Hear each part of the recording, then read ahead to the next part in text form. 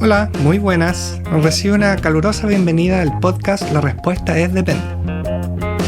Soy Matías, psicólogo, y me encanta la posibilidad de poder compartir mis conocimientos sobre psicología, salud mental y el mundo del trabajo en general. Mi objetivo es que podamos aprender en conjunto, de una forma clara, precisa y rigurosa. Quiero que este podcast sea un espacio de diálogo, de intercambio y de reflexión. Recuerda que la respuesta a muchas de nuestras preguntas es depende, y aquí vamos a entender por qué. Veamos lo que tenemos para el episodio de hoy. En el episodio anterior vimos lo que son las emociones. También describimos algunas de ellas según la evidencia y establecimos las principales diferencias con los sentimientos. En esta ocasión abordaremos en términos generales lo que es la inteligencia, para así poder ser capaces de ver dónde se inserta la inteligencia emocional en el panorama global. Entonces, ¿qué es lo que veremos en este episodio? Veremos lo que es el origen de la inteligencia emocional y su relación con el factor G de inteligencia, además de sus principales características. Luego, describiremos la vinculación que tiene con las denominadas inteligencias múltiples, su ordenamiento en el contexto general de esta facultad y el modelo original sobre inteligencia emocional. Finalmente, nos adentraremos en 4 dimensiones claves para desarrollar la inteligencia emocional, las cuales son percepción, facilitación, conocimiento y regulación. La inteligencia emocional como concepto tiene su origen en el planteamiento de Edward Thorndike en su llamado postulado de la inteligencia social. Este autor la definió como la capacidad para relacionarnos de forma efectiva con los demás y para comportarnos con sabiduría en las relaciones sociales. Esta es una primera mención a la inteligencia que va más allá de la capacidad interna para resolver problemas. Ya sabes, algo diferente al coeficiente intelectual de toda la vida. En los años 70, Howard Gardner revoluciona las teorías existentes hasta la fecha al postular las llamadas inteligencias múltiples. Para eso, establece una pregunta clave como punto de inicio. Cuando Mozart componía o Picasso pintaba, ¿sus cerebros realizaban los mismos procesos cognitivos que Carl Sagan o Albert Einstein cuando desarrollaban sus teorías? En este contexto se establecen por lo menos 3 categorías de inteligencia. La primera es aquella que se vincula con los símbolos, es decir, la lingüística, las letras y palabras, y la segunda con el pensamiento lógico-matemático, es decir, la evaluación de inteligencia clásica. La siguiente dimensión está relacionada con los objetos. A esta se le denomina cinético corporal, la cual está altamente desarrollada en deportistas, especialmente en atletas de alto rendimiento. Luego está la musical, la cual, por cierto, es posible de encontrar en guitarristas, trompetistas, pianistas, etc. En esta misma línea también se encuentra la espacial, que podría ser sencilla de encontrar en quienes se dedican a la arquitectura o al diseño. Por último, se encuentra la denominada naturalista, es decir, tener la capacidad de visualizar relaciones en la naturaleza. La tercera dimensión serían las inteligencias personales, las cuales a su vez están divididas en 2 grupos. La interpersonal, que es aquella que está focalizada hacia el mundo interior, y la intrapersonal, que es tener la capacidad de diferenciar y entender las motivaciones de las personas. A pesar de lo mencionado anteriormente, el propio Howard Gardner, sumado a muchos psicólogos de distintas áreas, menciona que su teoría de las inteligencias múltiples no resulta comprobable con experimentos científicos, ni tampoco tiene apoyo desde un punto de vista estadístico. En el planteamiento se mezclan y confunden los conceptos de habilidad, talento e inteligencia. ¿Tengo habilidad para el arte? Es decir, ¿la he desarrollado con la práctica? ¿Tengo talento para el arte? O dicho de otra forma, ¿nací con esta capacidad? ¿O soy inteligente para el arte? Desde el punto de vista de las teorías de las inteligencias múltiples, estas distinciones no están claras, por lo que resulta difícil comprobarlas. No obstante esto último, y a pesar de la falta de evidencia científica, el aporte de este planteamiento ha permitido comprender que la inteligencia va más allá del manejo del lenguaje y las matemáticas. Esto tiene especial sentido en el mundo de la educación, donde en la actualidad se alienta que los niños y niñas puedan desarrollarse en las más diversas áreas del conocimiento desde temprana edad. Este es un buen ejemplo de cómo funciona la ciencia. En tanto, los planteamientos que no tienen demasiado sustento empírico también pueden resultar significativos en el desarrollo de teorías y, en última instancia, generar efectos concretos en la toma de decisiones. En el extremo opuesto, y por cierto con mucha evidencia de respaldo, se encuentra la neurociencia. En los años 70 y 80 estableció que existe un trabajo conjunto de la emoción y la razón en nuestro cerebro. Por lo tanto, no son procesos separados. Esto significa que ya no tiene sentido hablar de que son elementos separados, como si cualquiera de nosotros pudiera elegir exclusivamente uno de ellos en un momento determinado. En este contexto grande, y habiendo mencionado tantas cosas diferentes, ¿cómo se relacionan todos estos conceptos? En la actualidad, la teoría sobre inteligencia más aceptada y con mayor evidencia que la respalda es la de Cattell, Horn y Carroll, CHC, de aptitudes cognitivas.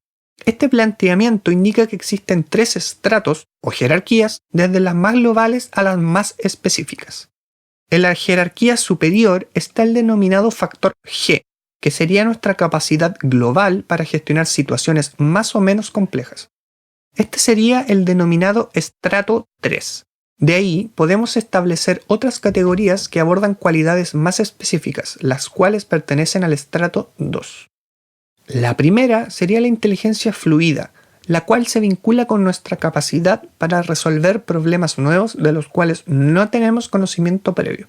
La segunda sería la inteligencia cristalizada, la cual son los conocimientos que yo he obtenido a lo largo de mi vida.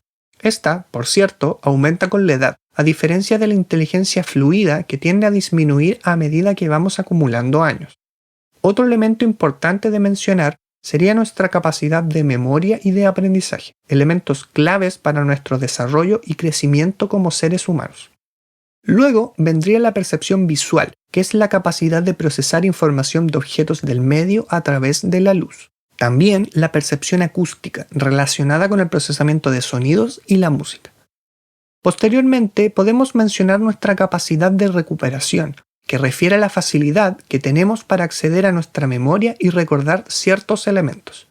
A continuación, mencionaremos la velocidad cognitiva, es decir, el procesamiento rápido y automático de la información, sin invertir recursos de forma consciente.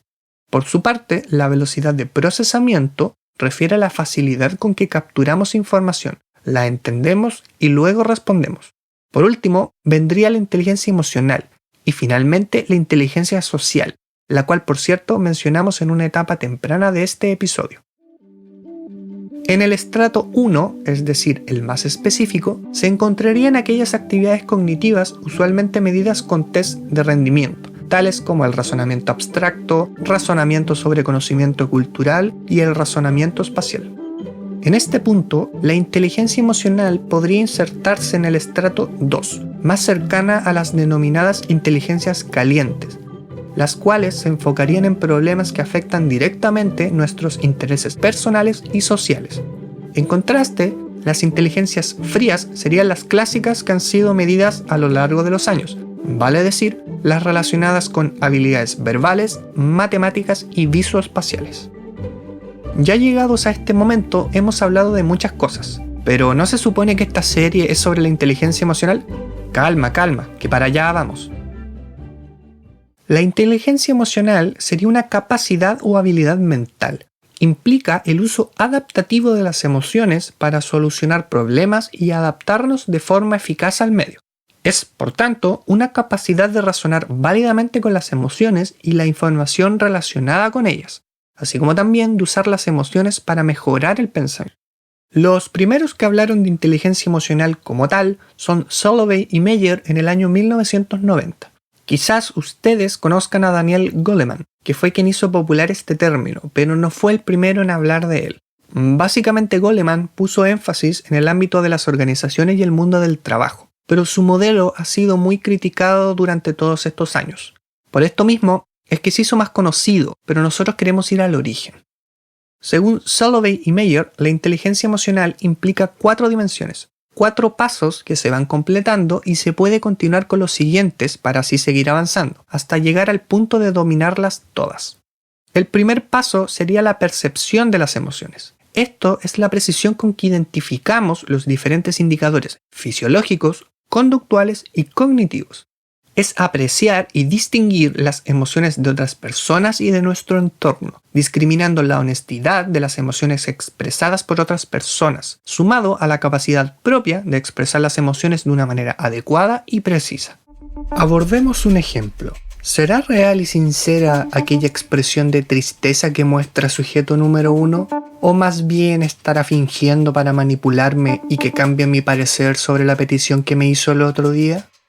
El segundo paso es el de la facilitación emocional. Aquí se trata de cómo utilizamos de manera inteligente las emociones para facilitar nuestro pensamiento y mejorar nuestra forma de procesar la información y resolver problemas.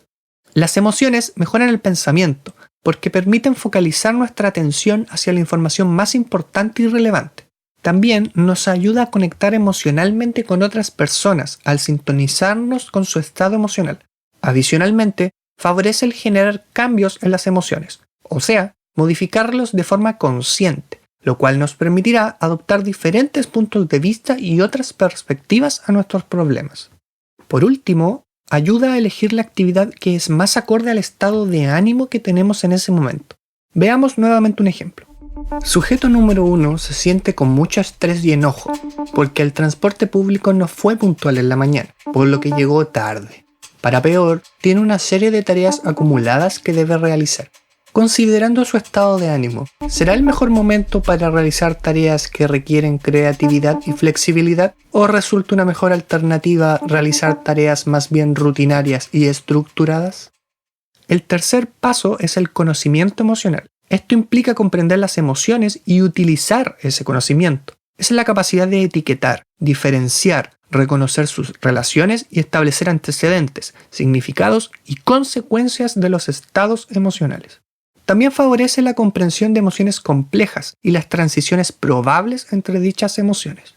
Es una capacidad para pronosticar cómo nos sentiremos en el futuro o bajo ciertas circunstancias y cómo influyen los contextos culturales en la valoración emocional. En este sentido, predecir estados futuros nos ayudará a tomar una mejor decisión en el presente. Veamos un ejemplo sobre conocimiento emocional. A sujeto número 1 le han ofrecido un nuevo trabajo en una ciudad lejana, la cual implica un gran salto en lo laboral y un sueldo mayor al que percibe actualmente. Siente mucha alegría y orgullo por esta oportunidad que se presenta. Sin embargo, no todo es positivo. Siente tristeza al tener que dejar su ciudad natal, a su familia y a sus amistades. ¿Cómo puede enfrentar esta disyuntiva? Sujeto número 1 tendrá que aplicar el máximo de sus capacidades para comprender sus emociones actuales y proyectarse hacia el futuro, imaginando cómo se sentirá si acepta el trabajo con todo lo que eso implica, o bien decide rechazarlo. De cualquier forma, debe hacer uso de sus recursos emocionales, para de esta forma tomar la decisión más inteligente y beneficiosa posible. Finalmente, el cuarto paso es la regulación de las emociones. Es el proceso emocional de mayor complejidad. Implica estar abierto tanto a las emociones agradables como a las que no lo son, porque ambas son esenciales para nuestro aprendizaje emocional. La apertura a las emociones y sentimientos nos facilita la reflexión y así tomar decisiones sobre cómo abordarlas. ¿Es este el mejor momento para sumergirme en ellas? ¿O mejor las evito? Es decir, manejar nuestras reacciones emocionales con prudencia y determinar las mejores estrategias para hacerlo. Este es uno de los elementos que alcanzamos al completar la cuarta dimensión. Llegados a este punto, tendremos una habilidad para manejar con éxito nuestras emociones y las emociones de los demás, lo cual nos facilitará conseguir los objetivos esperados. Veamos nuevamente un ejemplo de esta dimensión. Sujeto número 1 tiene una reunión de trabajo muy importante con unos clientes a la cual también asistirá su colega sujeto número 2. No obstante, sujeto número 1 nota algo raro en sujeto número 2. Percibe que no está en las mejores condiciones para acometer esta labor. Parece tener mucho cansancio, preocupación e inclusive tristeza. ¿Cómo puede enfrentar esta situación? Sujeto número 1 puede hacer uso de sus habilidades para percibir, comprender y conectar con las emociones de sujeto número 2 y de esta forma ayudarle a alcanzar un estado emocional más adaptativo que facilite su conducción durante la reunión. Pues entonces, de todo lo que hemos hablado, ¿cuáles son las principales conclusiones que podemos obtener de todo esto? En primer lugar, cualquier persona puede desarrollar la inteligencia emocional, ya que se trata de una capacidad que es aprendible. Segundo, ser inteligente emocionalmente es mucho más que solo expresar aquello que me ocurre. No se trata de ser directo, ni se trata de ser honesto simplemente. Tercero, implica al menos dos dimensiones importantes de la conciencia: la dimensión individual personal y la social colectiva. Dicho de otra manera, se trata de poder reconocer lo que me pasa a mí y también lo que le pasa al resto. Cuarto, el conocimiento de los estados emocionales propios y ajenos constituye un facilitador de los procesos de pensamiento, lo que en última instancia debiera hacer más sencilla la toma de decisiones. Quinto, existen distintos niveles de aprendizaje emocional, donde desbloquear un nivel te permite avanzar hacia el siguiente. Por lo mismo, cada etapa es más compleja de dominar que la anterior. La sexta y última conclusión que podemos desarrollar, y probablemente la más importante, es que no necesariamente debo rechazar aquellas emociones que considero negativas, ni tampoco abrazar siempre las positivas. Todo va a depender del momento y del contexto. Ahora bien, y ya a forma de cierre, ¿qué es lo que vimos en este episodio? Vimos lo que es el origen de la inteligencia emocional y su relación con el factor G de inteligencia, además de sus principales características. Luego, describimos la vinculación que tiene con las denominadas inteligencias múltiples, además de abordar algunas de las críticas realizadas a este planteamiento. Posteriormente, revisamos el modelo explicativo sobre la inteligencia emocional de Salovey y Meyer, del cual detallamos las 4 dimensiones claves para desarrollarla, las cuales son percepción, facilitación, conocimiento y regulación. Eso ha sido todo por hoy. Espero que disfrutaras de este episodio y que hayas aprendido algo nuevo para tu vida personal o profesional. Te agradezco por tu atención y por tu tiempo. Recuerda que puedes dejarme tus comentarios a través de nuestras redes sociales. Me encantaría conocer tu opinión. Muchas gracias por estar ahí y nos vemos en la próxima parte del podcast La Respuesta es Depende. No te lo pierdas.